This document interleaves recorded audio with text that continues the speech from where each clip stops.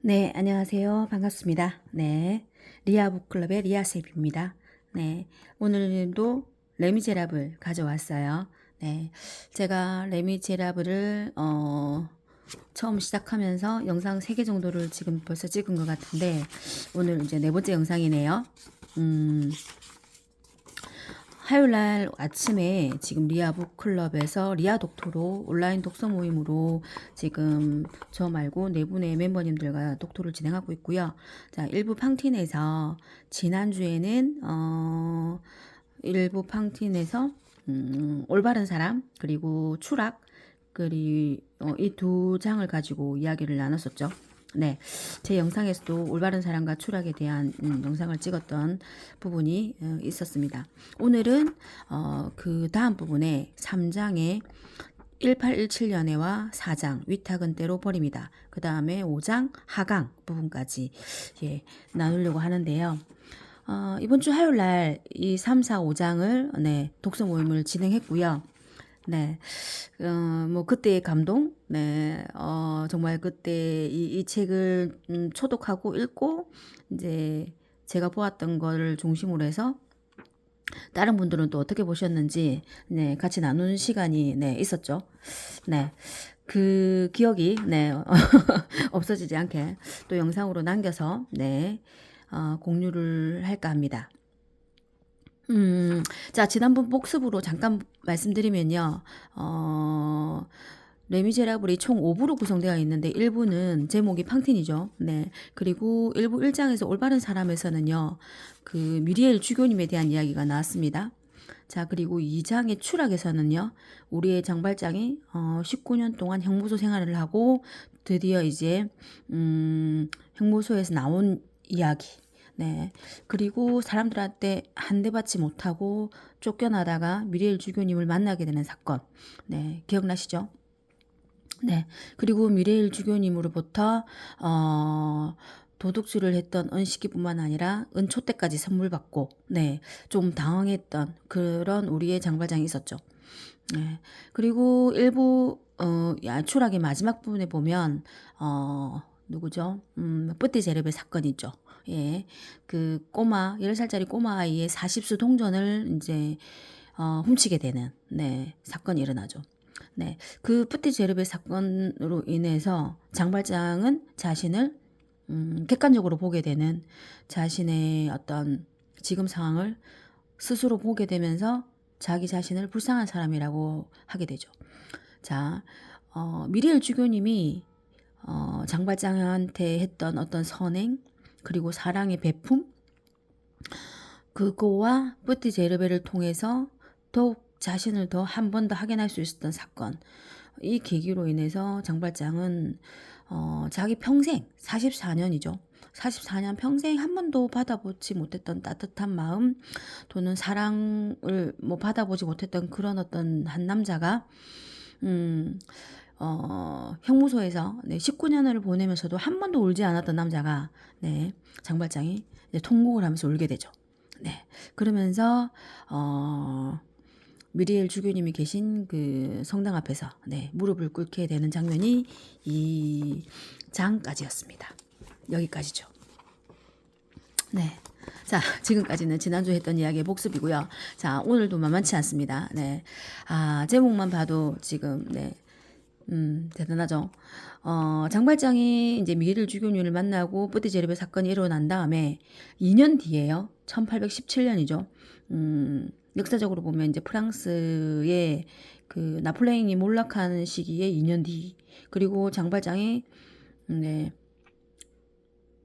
형무소에서 나온 뒤 2년 뒤고요. 네. 맞나요? 네, 그렇습니다. 네. 그래서 3장에는요, 1817년이라는 큰 제목이 들어있지만, 사실은 이제 시대 배경이라든지 이런 부분을 앞부분에 좀 풀어놓긴 했어요. 그렇지만 이 3장의 중요한 내용은요, 우리의 일부의 제목인 팡틴이라는, 여자가 나옵니다. 팡틴. 네. 팡티는 초반부에 아주 중요한 인물인 것 같아요. 여기까지가 지금 이제 3장인데요. 3장 첫 번째 제목에 보면 1817년이 시대가 어떤 상황이었는지 좀 프랑스 역사를 조금 안다면 훨씬 더 좀 도움이 될 것 같은 그런 배경에 대해서 한 몇 장, 한 5장 풀고 있어요. 네. 그리고 그 마지막에 1817년에 파리의 네 젊은이가 재미나는 연극을 꾸몄다라고 이제 시작되는 부분이거든요. 그러면서 두 번째 제목이 재밌어요. 이중의 사중주. 빅토르 위고가 이런 큰 제목 말고 소제목을 짓는 데에서도 정말 탁월하다는 생각을 저는 계속하고 있거든요. 여기 보면 이중의 사중주는 남자 4명과 여자 4명을 상징하죠.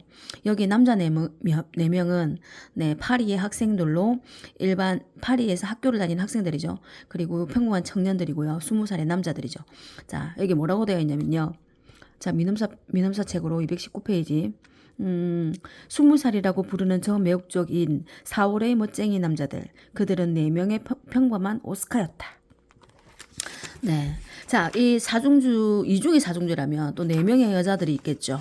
네, 4명의 여자들은요, 우리의 팡틴을 포함한, 여직공, 예. 여직공의 여자들이 4명이 있습니다. 네.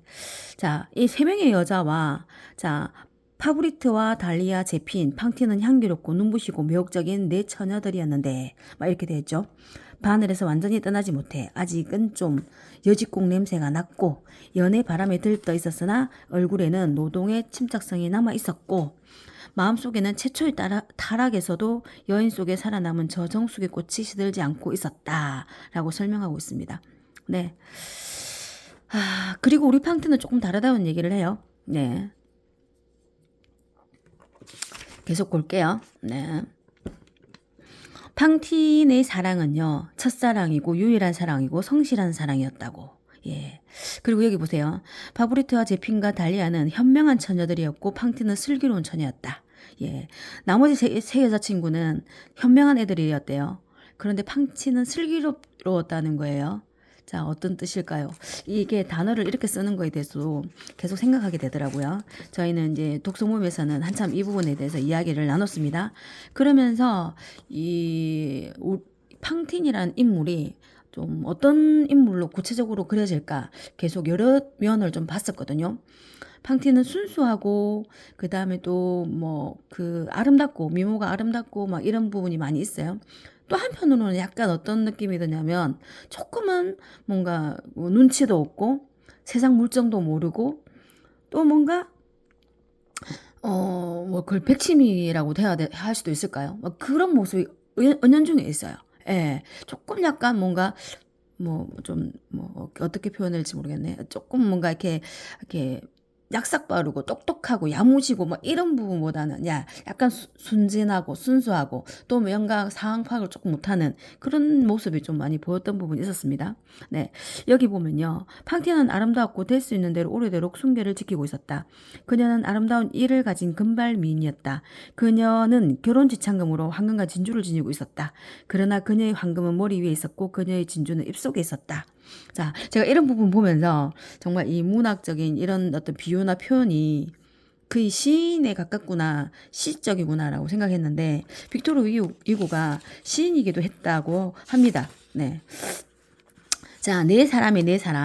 이들이 4명이서, 이제 만나서 이제 있잖아요. 하루, 데이트? 네, 그걸 뭐라고 해야 되나, 단체 데이트라고 해야 되나요? 네. 그런 날을 이제 보내고 있습니다. 그런 하루가 이제 시작된 거죠. 자, 우리 팡틴은 있잖아요.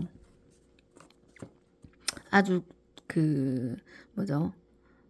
가장 소박한 것이 때로는 가장 능숙한 것이다. 이런 묘사를 하는데요. 팡틴에 대한 여러 모습에 대한 묘사 이 부분 한번 보고 갈게요. 네, 231페이지입니다. 이러한 것이 팡틴이었다. 그리고 사람들은 그 의상 속에서 하나의 조각상을, 그 조각상 속에서의 하나의 영혼을 알아보았다.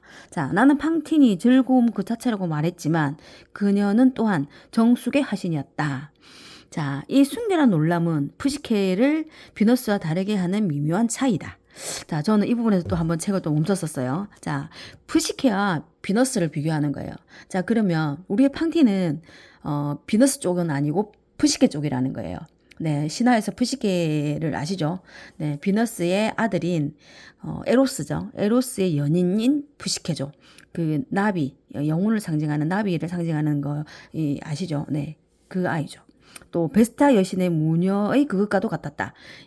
네, 베스타 여신 역시 3대 처녀신이잖아요. 네, 그런 약간 순결함 이런 걸 또 강조해서 보여주는 면이 있었습니다. 자, 그런데 보세요. 사랑은 가오다, 좋다. 팡티는 가오 위에 떠 있는 순결이었다. 팡틴의 사랑이 가오, 실수, 라고 미리 지금 언급을 한번 하는 거죠. 네, 자,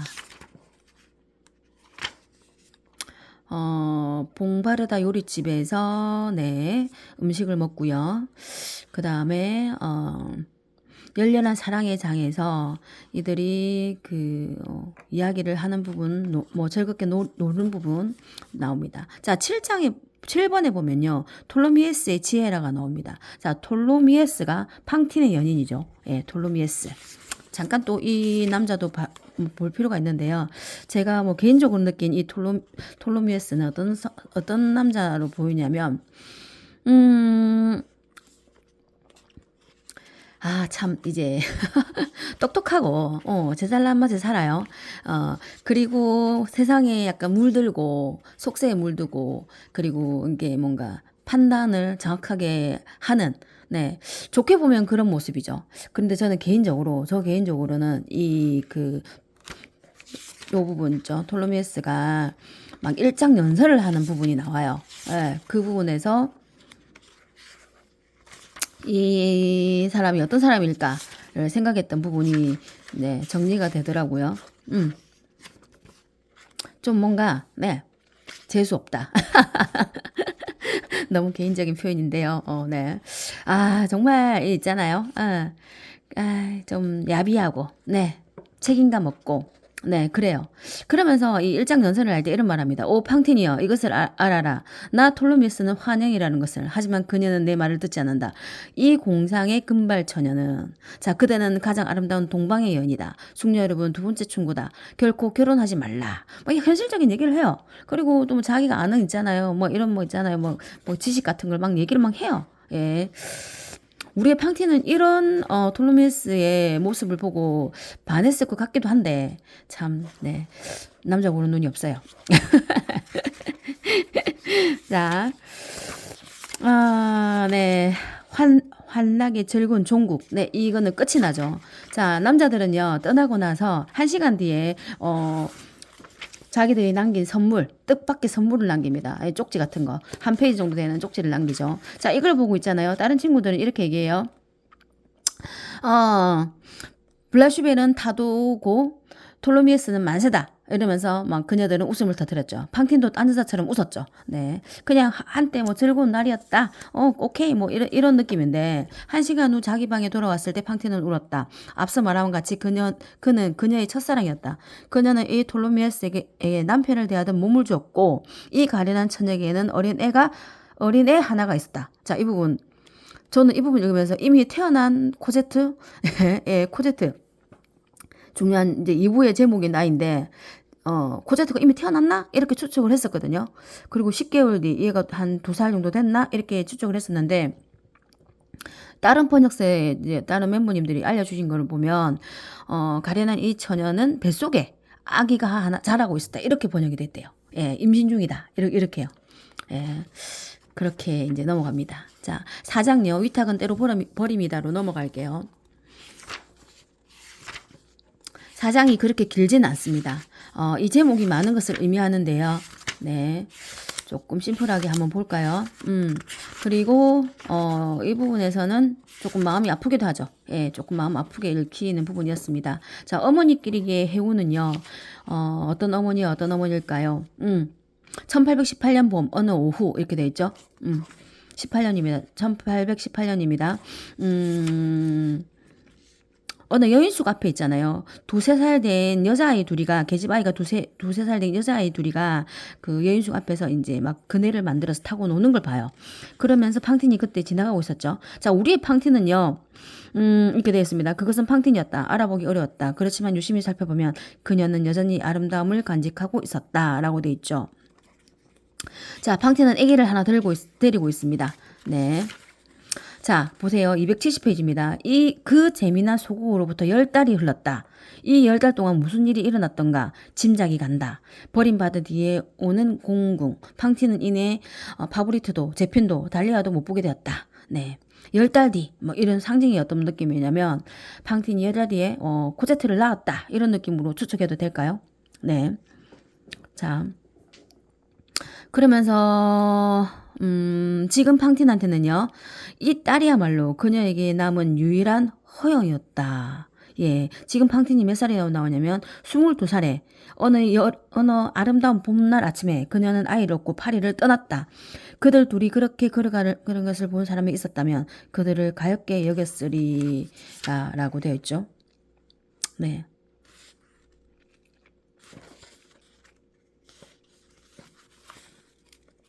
자, 팡틴이 그 앞에 있잖아요. 정말 우연적인 사건인데요. 이 여인숙의 그 두 명의 아이들을 보면서 자기 아이를 맡기겠다는 그냥 정말 한순간에 결정을 해버려요. 네. 자, 코제트라고 나오죠. 댁의 아이 이름은 뭐예요? 코제트라고 해요. 라고 되어 있습니다. 코제트. 곧 3살이 된다고 하죠. 네. 지금은 이제 2살. 네. 자, 제 아이를 맡아주시지 않겠어요? 네. 네. 코제트는 그 여주인 집에 여자아이 2명과 자기 아이가 노는 것을 보고 그 아이들과 같은 자매로서 코제트가 같이 지낼 수 있을 거라는 정말 단순한 생각을 해요. 그리고 자기 상황이 지금 돈을 벌어야 되고 그다음에 아이를 케어해야 되는 입장이기 때문에 이 집에 아이를 맡기겠다고 결정을 해버리죠. 자, 그런데 여기서 보면 다음 분 보세요. 수상한 두 인물의 초벌 소묘라고 나오죠. 테나르디에, 네, 테나르디에 부부입니다. 예, 악역입니다. 악역. 네. 코제트를 학대하고 그다음에 팡틴에게 계속 돈을 요구하면서 팡틴이 극단적인 선택까지 가게 되는 과정을 하게 하는 인물들입니다. 네. 자, 테나르디의 부부는 어떤 사람들인가? 자, 잠깐 읽어줄게요. 이 인간들은 졸부가 된 속물과 타락한 지식인으로 이루어진 저잡종 계급에 속했는데 이러한 계급은 소위 중류 계급과 하류 계급의 중간에 위치하여 후자의 결점을 약간 가지면서 동시에 전자의 거의 모든 결점을 가져 노동자의 씩씩함과 억척스러움도 없이 부르주아의 공정한 질서도 없다. 예, 이런 식으로 설명하고 있죠. 뭐 악당 뭐 이런 식으로 진짜 잡놈 막 이랬습니다. 네. 그 집에 여인 속에 있는 아이 둘은 에폰인가 아젤마였죠. 예.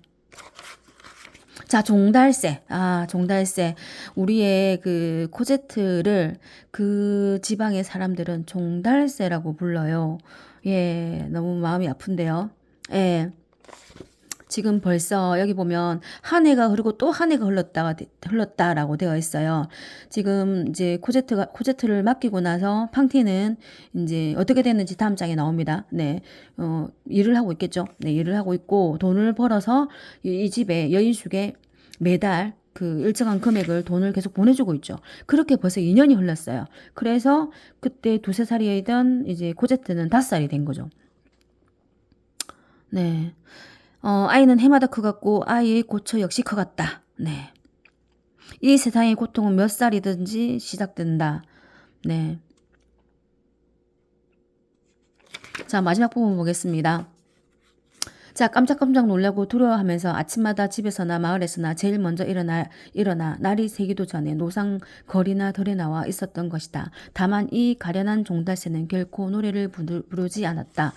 사실 이렇게 쭉 읽으면서 이 마지막 부분 있잖아요. 종다새는 결코 노래를 부르지 않았다 부분을 봤을 때는 제 마음이 좀 찡하더라고요. 그 작가 하가가 그린 그림이 지금 여기서 보여주는 그 우리의 코제트, 그 크다란 자기보다 한 두 배 정도 되는 빗자루를 들고 그 비지를 하는 모습을 네 그린 우리의 코제트의 모습이 이 지금 표지에 네 이 아이입니다. 예. 네. 제가 지금 영상을 하강까지 가야 되는데, 하강까지 가려고 하니까 조금 시간이, 예, 길어질 것 같은데, 조금만 더 할까요? 네, 그냥, 뭐, 이어가겠습니다. 이어갈게요. 네. 자, 5장에요. 하강은요, 저 구체적인 수식어로 붙이자면 팡틴의 하강입니다. 팡틴의 하강. 자, 2장에 그 우리의 장발장의 과정에서는요. 장발장의 제목에서는 추락이라는 제목을 지었잖아요.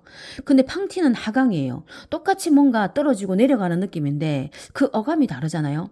저는 그래서 그 차이는 무엇일까를 또 고민해 봤어요. 장발장의 추락은 뭔가 어떤 뭐 절벽이나 어떤 상황에서 약간 뭐 이렇게 바로 이렇게 나락으로 떨어져 버리는, 순식간에 떨어져 버리는 그런 어떤 고통, 그런 어떤 고난이라면 우리 팡틴의 고난은요 하강이에요. 약간 뭐지? 천천히 시간을 두고 조금씩 이게 단계를 거쳐서 내려오는 거.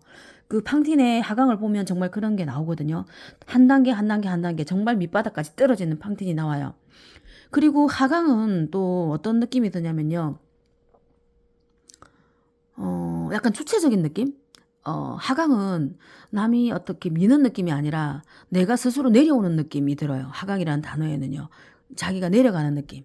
그러면 그, 팡틴은 추락이 아니라 하강이 되는 건 스스로 내려간다는 거죠. 뭐 때문에? 왜? 예. 팡틴한테는 자기의 유일한 허영이기도 한 코제트가 있죠. 팡틴을 자꾸 몰아세우는 거는 결국 자기의 가장 약점인 코제트라는 존재, 자기 딸에 대한 어떤 존재거든요. 그 존재를 위해서라면, 자, 팡틴은 밑바닥까지도 기꺼이, 네, 하강할 수 있죠. 네, 자기 자신을 버리면서까지, 코제트를 위할 수 있죠. 네, 저는 이 부분에서 나중에 팡틴의 마지막 그 밑바닥까지 가는 걸 봤을 때 그 도스토옙스키의 제아벌 다들 보셨나요? 네, 제아벌도 제가 최근에 몇 년 사이에 읽었던 기억이 있는데 제아벌의 소냐, 네, 소냐죠, 소냐가 딱 그대로 보이더라고요. 네, 그 제아벌에서 소냐는 그 자기의 동생들과 그다음에 벌이를 할 수 없는 부모님이 계시기 때문에 그 러시아의 그 어떤 1800년대 그게도 1800년쯤 되는 것 같네요. 예, 그쯤에 예, 정말 할 수 있는 일이라고는 뭐 바느질 정도밖에 없는데 그 바느질 가지고는 하루 먹을 그 양식을 살 수 없는 거예요. 예, 그래서 그 소냐는 결국 매춘부가 되거든요. 매춘을 하거든요. 자, 그 제아벌의 라스콜리니코프가 이렇게 얘기해요. 차라리 자살을 하지 왜 이런 짓까지 했냐, 왜 이런 짓을 했냐라고 했을 때 소녀가 바로 대답하죠. 뭐라고? 내가 죽으면 내 동생들은 어떻게 할 거냐고 딱 바로 대답해요. 그러니까 소냐의 어떤 그런 선택은 죽음보다도 더한 선택이라고 볼 수 있거든요. 네. 자, 우리의 팡틴의 모습도 그 모습을 닮아 있어요. 네. 뭐 시대적으로 보면 네, 빅토르 위고의 장발장이 먼저고요. 도스토옙스키의 네, 제아벌이 뒤에 쓰여진 건 맞습니다. 예. 여기 5장의 하강 부분에 전반부 7번까지 흙구슬 제조법 개량의 이야기하고 마들렌 씨하고 뭐 이 부분 있잖아요. 8장까지는 누구의 이야기냐면요. 여기까지입니다. 여기까지 8장 앞에 7번까지는요. 2년 뒤에 이 지금 어떤 도시냐면요. 몽테르 유스르메르. 어렵다. 예, 제가 좀 발음이 좀, 네, 죄송해요. 자, 다시 읽어볼게요. 몽테르 유스르메르. 자, 이 도시를 제가 또 검색을 해봤어요. 그 프랑스의 지방의 중에 보면 그 북부 있죠. 그 영국하고 지금 영국하고 그 바다를 이제 마주보고 있는 그쯤, 네, 그 북쪽, 그 프랑스 북쪽 부분이더라고요. 자, 여기에서 이제 우리의 그 장발장은 마들렌 씨란 이름으로 있잖아요. 사업을 합니다. 그리고 그 사업이 네, 승승장구를 하게 되죠. 자, 저는 여기 부분에서 이렇게 써놨어요. 자, 이제부터는 행운의 연속이 우리의 장발장한테 이어지는구나. 왜 이제 그렇게 썼어요.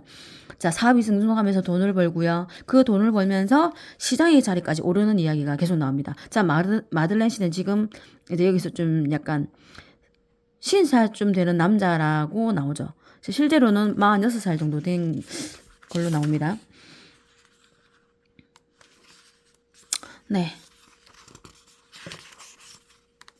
자, 이 부분은 조금 빠르게 좀 넘어갈게요. 네, 넘어가도, 네, 괜찮겠죠? 네. 네. 자, 그리고 이제 8번에 보면요. 이제 8번 앞부분에 보면 팡틴이 고향에 돌아왔을 때 그 지방은 위와 같은 상태였다. 지금 어떤 상태였냐? 뭐 있잖아요. 요, 장발장이 하고 있는 공장에 우리의 팡틴이 이제 취직을 하게 되는 그러면서 또 나쁜 여자분이 한 분 나옵니다. 여자가 나오죠. 네, 비트르니엥이라는 부인이 있잖아요. 35프랑을 들여 정조를 염탐하다라는 제목이 또 있습니다. 참 이렇게 착한 친구들이 잘 사는 것들을 그냥 본이 못 빠져요. 네. 그러면서 이 팡틴이 이 지금 여기서 여기 일하게 되는데 여기서 공장에서 쫓아내게 되는 상황이 일어나요. 심수꾸러기들은 시커먼 행복을 갖는다. 네. 파랑새의 행복에서 보면 여러 가지 행복들이 나오는데 어떤 행복들이 있다? 심술꾸러기들의 행복도 있죠. 시커먼 행복. 네. 성공의 결과. 네. 팡틴은 있잖아요. 이제 공장에서 나오고 나서 빈곤한 생활을 해요. 그리고 팡틴한테는 지금 자기가 묵을 장소를 구했던 방값이랑 그다음에 뭐 가구를 좀 샀던 빚이 또 있어요. 이제 그런 상태에서 팡틴한테 이제 어떤 일이 일어나냐면 이제 편지가 막 이렇게 오는데 이제 코제트가 이제 옷이 없어서 코제트 옷을 사줘야 된다 이런 얘기를 하는 거예요. 네. 그러면서 이제 그 옷값을 이제 보내달라고 하는데 그게 10프랑을 보내달라고 하죠. 자, 팡틴이 10프랑이 필요했을 때 이발사가 이렇게 얘기해요. 머리가 참 아름답습니다. 얼마 주시겠어요? 하고 팡틴이 물었죠. 10프랑 드리죠. 라고 얘기해요. 자, 털스 커트를 살려고 10프랑 정도를 보내줘야 한다고 하는 편지가 있었는데 딱 그때 그마침 이발사가 자기 팡틴의 머리카락을 10프랑이 준다는 거죠. 자, 이거 보세요. 자, 왜 딱 필요한 만큼의 10프랑이 필요한지, 그리고 다음번에도 딱 필요한 돈이 40프랑이 필요한데 또 40프랑이 이제 팡틴한테 제시되는 부분이 있어요. 자, 우리 팡틴은요, 자기의 머리카락, 정말 금빛의 머리카락을 팔아서, 네, 옷을 보내줍니다. 팡틴은 딸을 열렬히 사랑했다. 자, 여기 보세요. 아이가 아프다 그래요. 병에 걸렸다고 합니다. 그러면서 40프랑을 송금하지 않으면 어린애가 살 가망이 없어라고 온매물 보죠. 자, 그러니까 어때요? 아니, 40프랑을 도대체 어떻게 구하냐고 이렇게 하죠. 근데 마침 내가 40프랑이 지금 없는데 요술쟁이 치과 의사로 틀니와 치약, 뭐 가루약, 뭐 이런 걸 파는 사람들이 그때 지나가요. 그러면서 뭐라고 하냐면요. 이렇게 얘기합니다. 거기 입고 있는 처녀, 당신이가 참 곱소. 당신 전치 2개를 4개 판다면 하나에 나폴레옹 금화 한 입을 드리겠소. 나폴레옹 금화 한 입이 20프랑인가 봐요. 그러면 나폴레옹 금화 2개는요 40프랑이잖아요. 근데 뭘 달라 하냐면요. 전치 2개, 앞니 2개를 달라고 그래요. 그러니까 지금 이걸 보고 이 말을 듣고 팡틴이 깜짝 놀래요. 전치라는 건 앞니라는 말이요. 윗니 2개요. 라고 얘기하죠. 치과 의사가. 그러니까 팡틴이 아이고 끔찍해라 라고 얘기해요. 자, 그런데 어떡합니까? 자, 자기 딸아이가 이 40프랑이 없으면 병에 걸려서 죽을 거라고 하는데 약을 써야 된다고 하는데 이 40프랑 앞니 2개를 주면 나폴레옹 금화 2개를 준다는 이 말이 계속 팡틴한테 네. 맴돌겠죠. 자, 제가 여기서 메모한 것처럼 10프랑이 필요했을 때 딱 10프랑의 어떤 제한이 들어오고요. 딱 40프랑이 필요했을 때 딱 40프랑이 제한이 들어오는 거예요. 이게 마치 짜고 하는 것처럼 왜 이렇게 됐을까? 저는 이 부분을 제 나름대로 해석은 어떻게 생각했냐면요. 아이고, 만약에 신이 있다면, 네, 신이 있다면, 신이 이거를 팡틴한테 테스트하는 건가? 시험하는 건가? 이런 잔인한 시험을, 이런 잔인한 테스트를 라고 생각할 수 있지만 그런 생각이 들더라고요. 왜냐면 네, 요 뒤에 부분에 연결되는 부분이 그렇게 되는 부분이 있거든요. 자, 우리의 팡티는요, 자기의 가장 아름다웠던 머리카락과 이를 잃고 이제 아이를 위해서 줬고요. 자, 마지막 여기 보세요. 11번에 그리스도가 우리를 구하시다 위에 보면요. 자, 10프랑이라, 100프랑이라. 자, 보세요. 100프랑을 보내라는 얘기를 또 편지로 와요. 자, 100프랑이라. 팡티는 생각했다. 하지만 하루에 100수씩이나 벌 수 있는 일이 어디 있겠어. 에라 모르겠다. 그녀는 말했다. 마지막 남은 것까지 팔아버리자. 이 불행한 여자는 창녀가 되었다. 네. 자, 그 100프랑을 이제 보내달라는 얘기를 듣고 이제 정말 마지막 선택을 하는 얘기가 나오죠. 자, 이 11번 제목이 그리스도가 우리를 구하시다는데요. 좀 이 텍스트장을 읽어보면 그리스도가 우리를 구하시는 얘기가 안 나와요. 근데 왜 제목이 그리스도가 우리를 구하시달까요? 이 팡틴의 이야기는 무엇인가? 그것은 사회가 한 여자 노예를 사고 있다는 것이다. 누구에게서? 빈궁에게서. 네. 자, 노예 제도는요, 이제 없어졌다고 하지만요, 항상 존재하고요. 또 여자한테만 있는 그 노예 제도는, 네, 매음이라고 얘기를 합니다. 자, 오라. 마지막 부분 여기 볼게요. 이렇게 뒤죽박죽 닥친 이 모든 운명들은 도대체 무엇인가? 그것들은 어디로 가는가? 어찌하여 그렇게 되었는가? 그것을 아는 자는 모두 암흑을 뚫어보는 자다. 그러한 자는 오직 하나뿐. 그를 가리켜 신이라고 부른다. 자, 팡틴의 이런 운명, 정말 이런 어떤 극단적인 비극, 이런 어떤 팡틴의 하강, 이거는 신만이 안다는 얘기를 쓰고 있는 거예요. 이거는 신만이 알 것이지, 이거는 우리가 알 수가 없는 노릇이다라고 쓰는 것 같아요. 자, 그래서 제가 말했던 것처럼 이 제목이 그리스도가 우리를 구하시다라고 한 부분이 팡틴의 어떤 그런 어떤 마지막 선택을 매추는 잘못된 선택임에도 불구하고 팡틴한테는 어떤 그 마지막 선택마저도 자기가 결정할 수 있는 힘이 없었다. 자, 팡틴이라고 뭐 그 자기 딸을 위해서라면 뭐 어떤 것도 할 수 있다. 네, 이런 걸 보여주는 거잖아요. 그리고 팡틴의 어떤 매추는 그 딸을 위함이었기 때문에 우리 인간 세상에서는 그런 어떤 매춘 행위에 대한 비난, 어떤 도덕적인 비도덕적인 행동 뭐 이런 것들하고 뭐 잣대를 댈 수 있겠죠. 그렇지만 신의 법에서는 팡틴의 이런 행위를 죄라고 부를 수 있을까요? 네. 저희가 그 소녀에서 본 것처럼 팡틴의 이런 결정은 신의 법에서는 구원이죠, 구원. 네. 신은 이걸 구원해 줄 수 있는 분이죠. 자, 이 부분이 있잖아요. 5장 마지막에 보면요.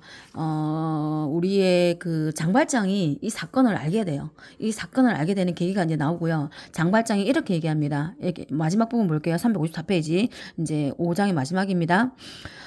그뿐 아니라 잘 들으시오. 지금 당장 당신에게 말하는데 모든 것이 당신 말과 같다면 나는 그것을 의심하지 않지만 당신은 결코 타락한 것이 아니고 또 천주님 앞에서 정숙하고 순결하기를 결코 그친 적이 없었소. 오 가엾은 여자라고 우리의 장발장, 여기에서는 이제 마들렌 시장님이시죠. 시장님이 그 말을 해주는 거죠. 당신은 어떤 누구보다도 정숙하고 순결하다. 그것을 잃은 적은 없었다라고 얘기해 줍니다. 자, 제가 이렇게 쭉 건너뛰었는데요. 네.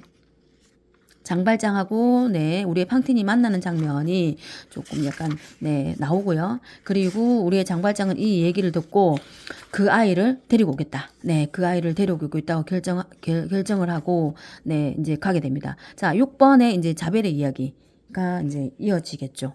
자, 조금 오늘도 긴 영상이 됐어요. 30분이 넘었네요. 네. 저는 레미제라블 이야기가 너무 이렇게 재밌게 읽히는데 또 어떠신지 모르겠어요. 제가 이렇게 간단한 설명을 했지만, 네, 혹시나 또 기회가 된다면 직접 또 같이, 네, 읽어 가시는 것도 좋지 않을까, 네, 생각이 듭니다. 네, 어, 대작이고 분량이 많고, 물론 그렇지만, 뭐, 저희는 지금 그렇거든요. 2025년 1월 달에 이 책을 시작해서 저는 한 3, 4개월 정도 보고 이 책을 5권까지 마무리를 할 생각이거든요. 네. 그렇게 조금 여유를 두고 읽는다면 누구나 한 번쯤은, 네, 누구나 읽을 수 있는 책이 아닌가라는 생각도 듭니다. 네. 계속 또, 네, 이어갈게요. 네. 오늘도 감사합니다.